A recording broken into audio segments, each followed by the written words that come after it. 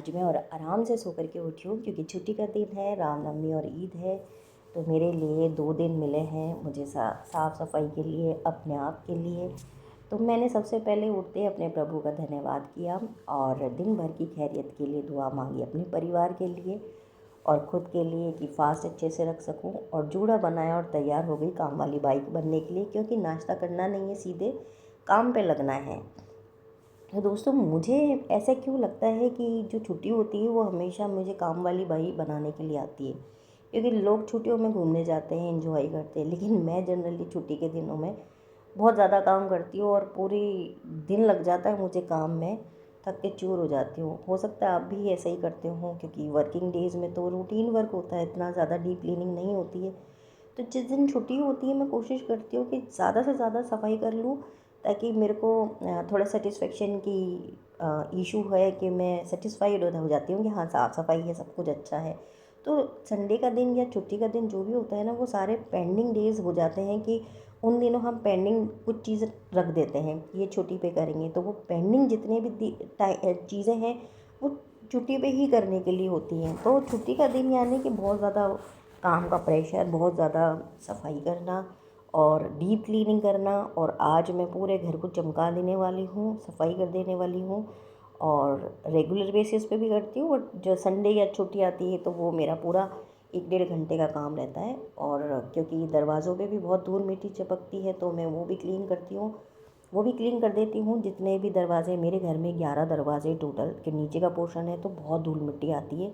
मैं आप लोगों को यही रिकमेंड करूँगी कि अगर आप वर्किंग हैं और अकेले करते हैं सब कुछ मैनेज, तो आप नीचे का पोर्शन ना लें, क्योंकि धूल मिट्टी हद से ज़्यादा आती होगी। शायद आप भी इस चीज़ से रिलेट करते हो। और सारे घर की सफाई करने के बाद, दरवाज़ों की क्लीनिंग करने के बाद दोस्तों बहुत थकावट सी महसूस भी हो रही है, लेकिन ये सब चीज़ जल्दी निपटानी है और भी बहुत से काम करने हैं। तो दरवाज़े को आगे और पीछे दोनों तरफ से सफाई करके, जाली का गेट भी साफ़ करके, अब थोड़ी सी हिम्मत जुटा के और बाकी के दरवाज़ों को भी साफ़ कर लेती हूँ। तो मैं चली साफ़ करने। दोस्तों, ये जो मैं सोफ़े के ऊपर बेडशीट लगा रही हूँ, इसका 2 रीज़न है। एक तो आप बहुत अच्छी तरीके से समझते होंगे, अगर आप आपके पास में फ़र वाले बच्चे हैं तो आप समझ सकते हैं कि उनके जो फ़र होते हैं, उनके जो बाल होते हैं, वो सोफ़े पे लग जाते हैं और उससे सोफ़ा गंदा हो जाता है और हमारे कपड़ों में भी चिपक जाते हैं। तो मैं जनरली एक बेडशीट लगा देती हूँ। एक तो ये रीज़न है। दूसरा रीज़न कि अगर आपके पास बच्चे हैं, तो फ़र वाले बच्चे हैं, तो सोफ़े आपके सही टिकेंगे नहीं, वो कहीं ना कहीं से फटे हुए होंगे। तो अपनी बेइज्जती कराने से बढ़िया है पहले ही उसको ढांक दें। दूसरा, आराम से सब कुछ काम करने के बाद बहुत अच्छे से आज मुझे शावर लेने को मिला। देर तक नहाने का एक मज़ा अपना आप अलग ही है।